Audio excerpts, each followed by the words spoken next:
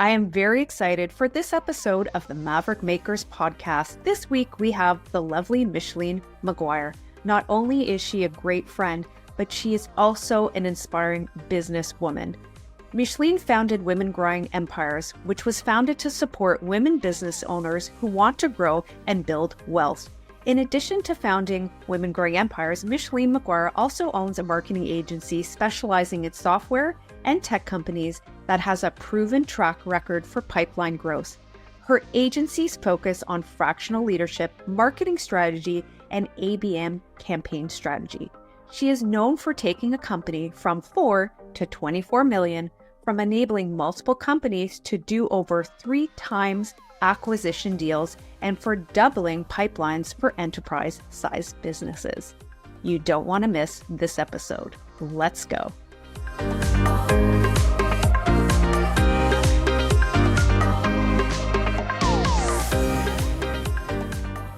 I am so excited to have Mish Maguire, founder of Women Growing Empires, on the show this week. She is an inspiration. She is a great friend of mine, and I'm so lucky to have her on the show. And I think you will love this episode because she has so much wisdom to share. So welcome to the show, Mish. Thanks for coming on. I'm so excited to be here. I just recently watched your podcast with Mike Fata, so I'm feeling very excited because that was an amazing podcast. So happy to be here. Thank you. And he is wonderful, and you are equally wonderful. So let's get started. So I always talk about what the word maverick means to you, and I think you pretty much personify that definition. But let's talk about, do you think mavericks are born? Like, is it something that you're born into, or do you think it's qualities that you can develop?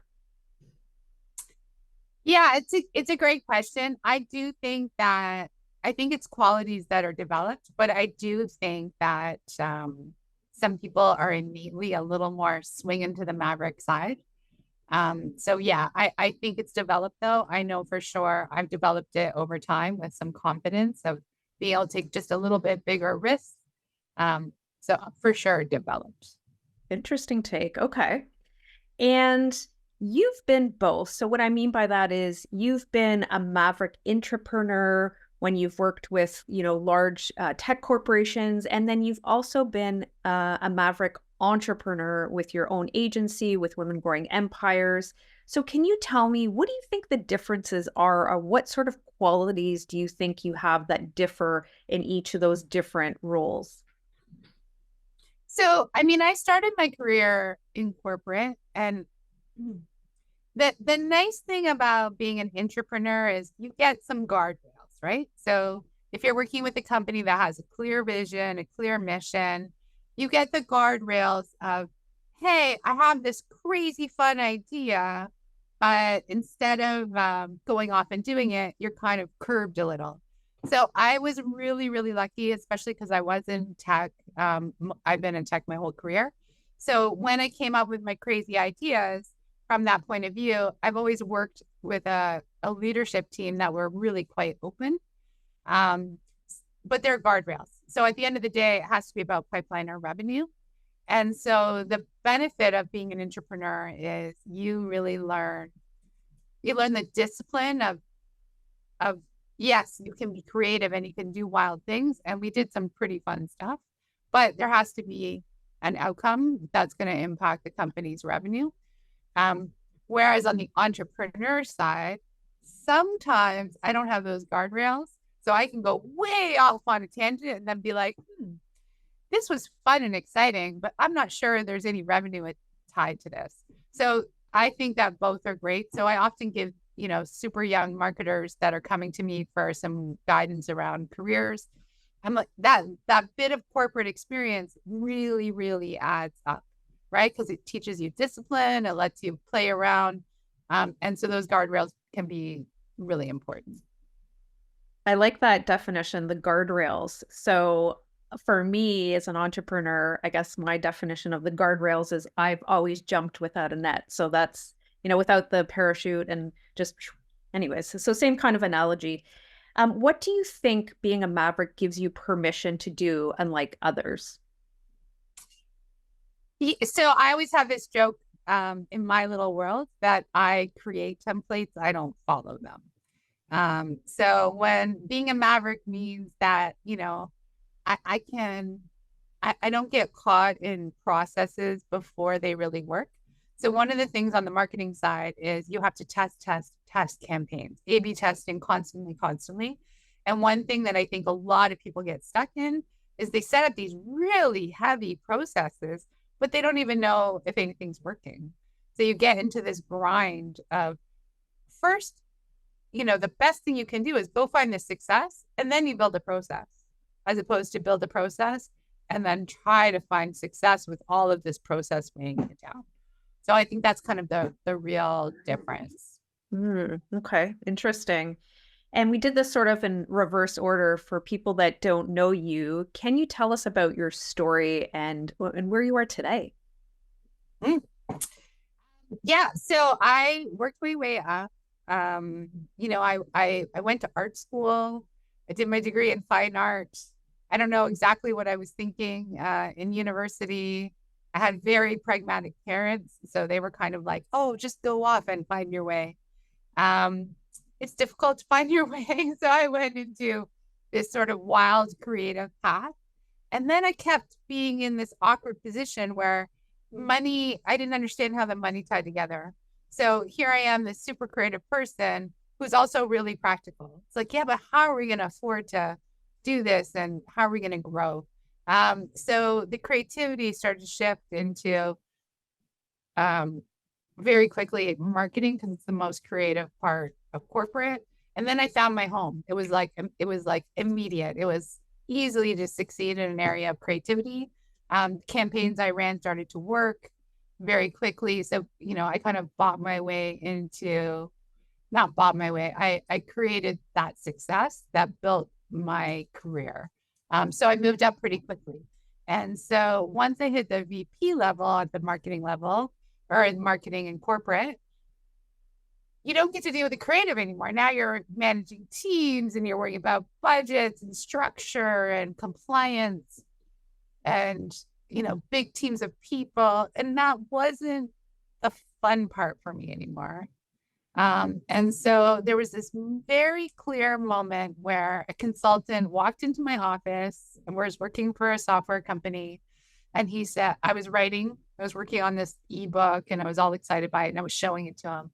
And he gave me hell and he said, how dare you be doing the writing? You've got a team out there. They do the work. You just point the direction.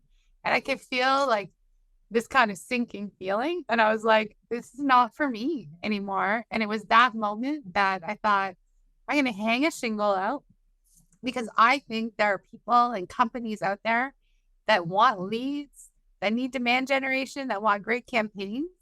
And that's how it all got born. So I started an agency. I quickly did quite well. B2B is my jam.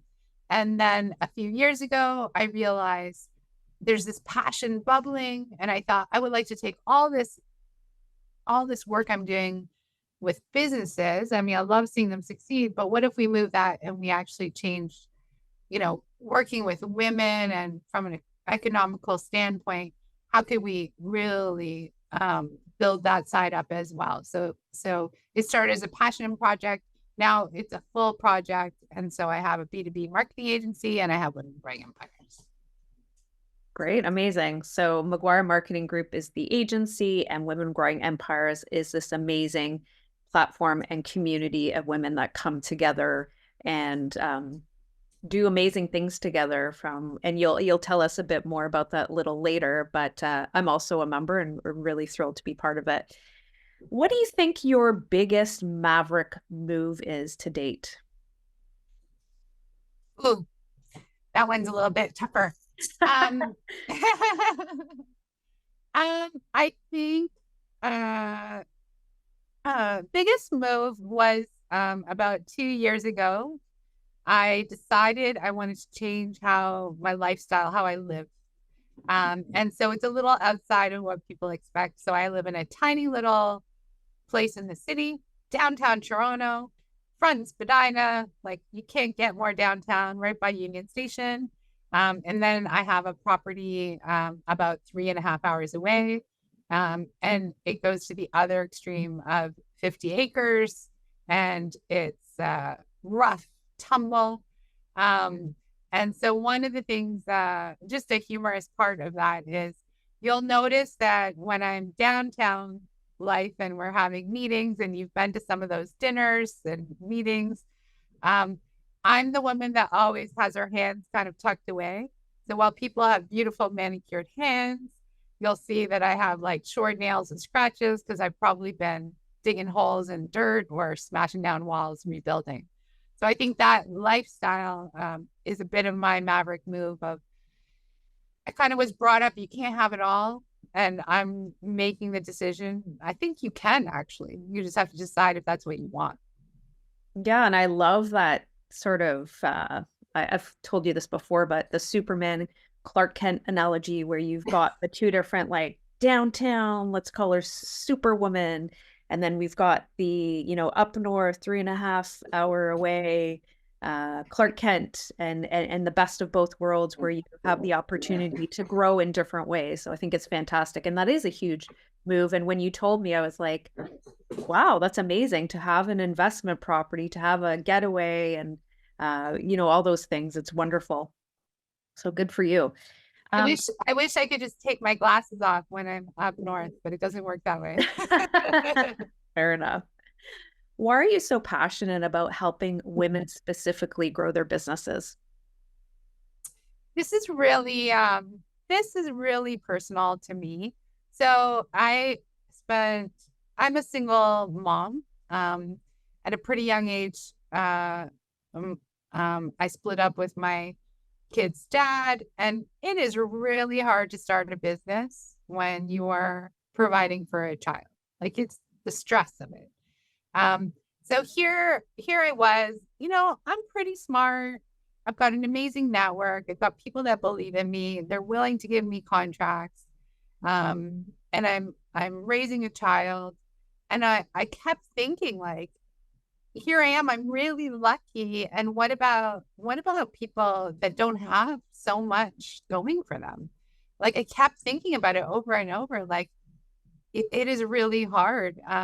And so I started to feel that there was this need. So first it was kind of voluntary, started with a, Facebook group, gave a bunch of free, like on my time freely, did some office hours. And then I realized this isn't just me having a fleeting idea.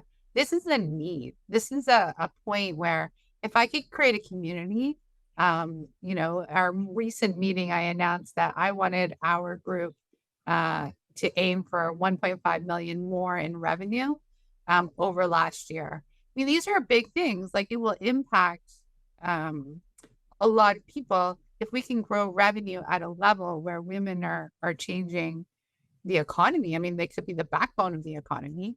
And so from that perspective, it like the passion really grew, especially in times like right now, where it's difficult for a woman to get a loan. There's statistics that show it is actually twice as hard for a woman to get a loan or backing or potentially VC investment than it is for a male. So, even though it's a little bit odd in a time where gender neutrality is really popular, I do think the reality is that women are still fighting a few battles. Yeah, I think more than a few.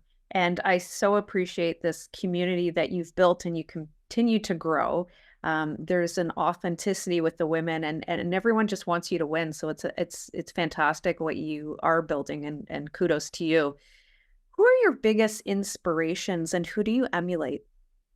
So secretly, my best friend, one of them, is Mel Robbins. So I'm really inspired by her in the sense of, if anyone doesn't know who Mel Robbins is, she used to be a lawyer. Now she's self-help. She's got the #1 podcast on Spotify right now. I just love that true authenticity. I mean, that is what gets me really juiced up is, she'll be interviewing someone and there's tears in her eyes because she's so touched and moved, right? So that really, really kind of ramps me up. And then the rest, I mean, I don't know that I have specific names, but when I see entrepreneurs that are fighting in an economy that's so tough and winning, like I just get so excited, right? There's so many people that we don't recognize um, that are like supporting themselves, right? In a time where it is tough. Like I'm in Toronto. I don't know if all your listeners are in Toronto, but the new stats are showing 1 in 6 people are using food banks, right? So, I think we have to remember those 5 out of 6, well, maybe 4 of them are in corporate world, but 2 of them are fighting their asses off and making sure that money is coming in through small business. Yeah, that's so true. I know you get really, really revved up about multiple income streams. Can you tell us, and people might not know, they probably don't, can you tell us the Reader's Digest and briefly explain them to us? There's like a whole bunch of different types of ways to make revenue, and if you can explain, that would be fantastic. Okay, so I'm going to geek out a little. So rein me in, Michelle, if I go too far. Yeah. Okay, you're going to rein me in, right? So there are 7 income streams. And so the source of that 7, unknown. There's 50,000 references. Everyone says they've created the 7 income streams. We don't care. We know that there's basically 7. Of course, there's more, but the ones that we kind of really know are. So from that point of view, like the first big one that everyone knows would be earned income. So for example, I'm a fractional CMO. So a chunk of my earned income is coming from that work, right? I'm helping a company get to the revenue level they want. And so earned income is you get paid for your time. That's simple. And I'm going to simplify these. Obviously, they can be much more complex. Then we have profit income. Profit income is the perfect example would be, hey, I buy this t-shirt for $5. I add my brand. I add some kind of creative element. I sell it for $25. I take out my expenses and now we have profit. So that's kind of your simplified, profit income. Interest income, super simple. You put some money in the bank, of course, can be much more complex than that. You can have, but for the sake of this, we'll just use the bank example. Dividend income, that fourth kind of main one is you have shares in a company, you're getting paid out a dividend. There's potentially different ways you can split that dividend. It could be, there's a lot of ways. You could have ETFs, you could have stocks. But I think it's anyways, it's an important element of that income stream. And then I think it's okay to share, Michelle, because we've discussed this just earlier. But that fifth one would be rental income. And I know we both have rentals. We're both figuring, some of that out. So rental income normally is a long play. So someone, one of the women I know, she actually has 100 rentals. And she only makes, so the income on each rental is $200. But she doesn't think of that as income because you take all those $200, there's always something breaking in a house. So she's using that as cash flow to fix anything that's coming up. But the long play is that's her retirement plan, right? So she's going to sell those houses over time and get those, which brings us to the 6th, which is capital gains. She will have a lot of capital gains. She'll probably pay for a big chunk of, people from her taxes alone. But capital gains is you bought something, you sell it for more, the difference. And then the last one is royalty income. I wish I could say I figured this out. I only know one person making royalty, but that's often artists, musicians, where, you hear samplings of a song and they're making 3 cents per sample, that type of thing. So that's kind of the gist. Of course, it can get super complex. But I really recommend to all my Women Growing Empires, multiple income streams. You don't want to only have one income stream. Is there like a magic number of how many income streams you think they should pursue? There's been a lot of studies on this from people that are much smarter than me and mathematicians. And, so there's that 3 to 4 range where 3 to 4 is where you're trying to go for. So I'm always saying like aim for 3. Amazing. Okay. You get to be in a room full of the biggest and brightest mavericks. Name 3 of them who are in a room with you. So I had an interesting discussion. This is answering your question, I hope. I had a great discussion. So I have a teenager. And yesterday we were discussing Elon Musk. So he was like, he's raised by me, so he's up on his income streams. So he was saying that, like, to him, it's like Elon Musk versus NASA. So all the credibility and the excitement is with NASA, but they spend like 10 years working on the perfect setup and everything's compliant. And Elon Musk is like, I'm going to put 3 rockets in the air. One of them's probably going to not work. And the one that comes back is the one we'll start reusing and we'll build better. And he does this like in a year. And so I'm not saying like I'm a super fan of Elon Musk. There's some things there that are odd.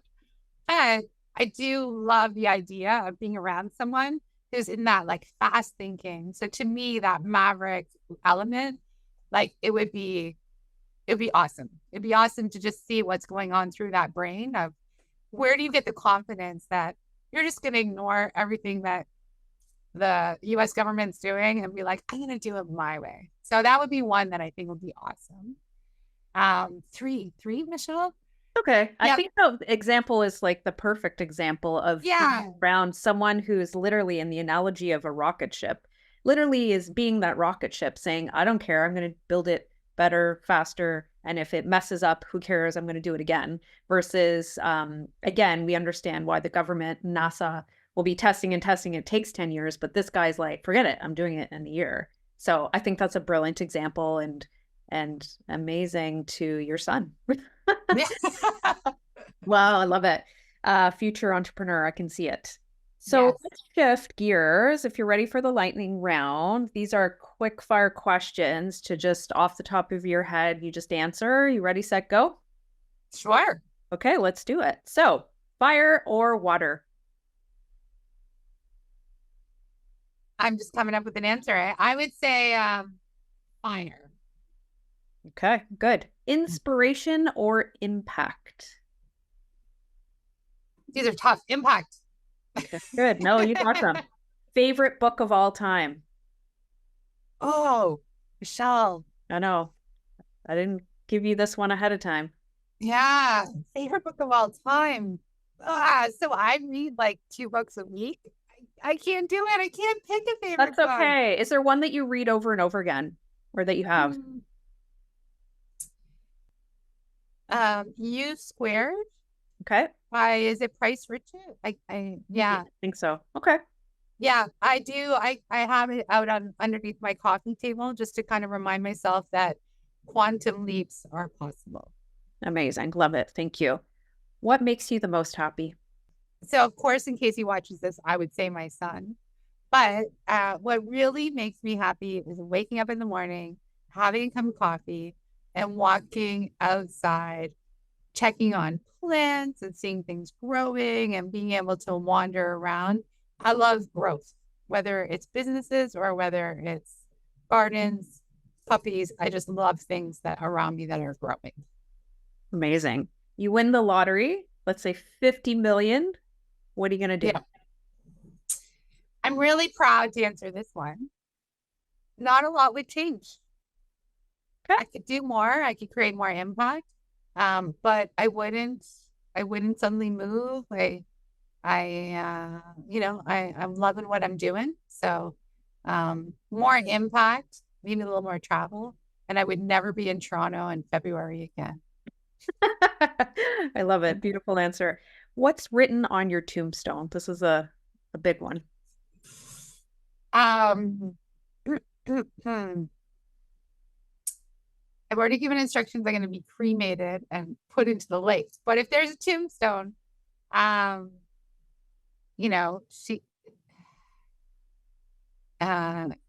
she was loved and loved. She was loved and loved many. Oh, that's beautiful. I love it. Amazing. How do you want to change the world? I mean, I think I'm on the right path. I want to really, I want to help create the backbone of the economy. So I think, women and small businesses creating jobs, that's really remarkable. And I don't think we get enough. I don't think we get enough credit that, just creating one job or two jobs, it's amazing, right? Like, you are impacting lives. And so I think that's what I want to do. I was just at a panel with our Minister of Small Business. And one of the things I mentioned was, you're giving us grants to start businesses. But what about all these amazing women who have businesses that could grow? Yeah. I mean, I think that's where we want to put if I were going to buy lottery tickets, it would be all on all the women who have companies over $250,000. They figured all that stuff out, and now they can go and grow and create jobs and do even more. Love it. Last question. What's next?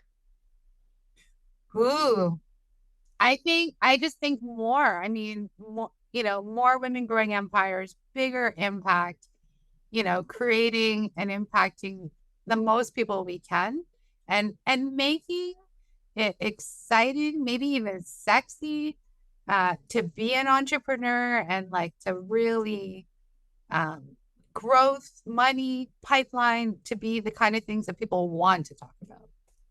I love it. Thank you so much for taking the time to be on the show, for speaking to us about income streams, about growing empires. It was an amazing conversation, and I can't wait to see what comes to fruition for you. Thank you again. Thank you. Thanks for having me. The Maverick Makers Podcast is sponsored by Maverick Makers Content Creation Collective. We fuel your content pipeline through video, photography, design, and editorial. Let's connect to your audiences and make more sales. Learn more at maverickmakersco.com.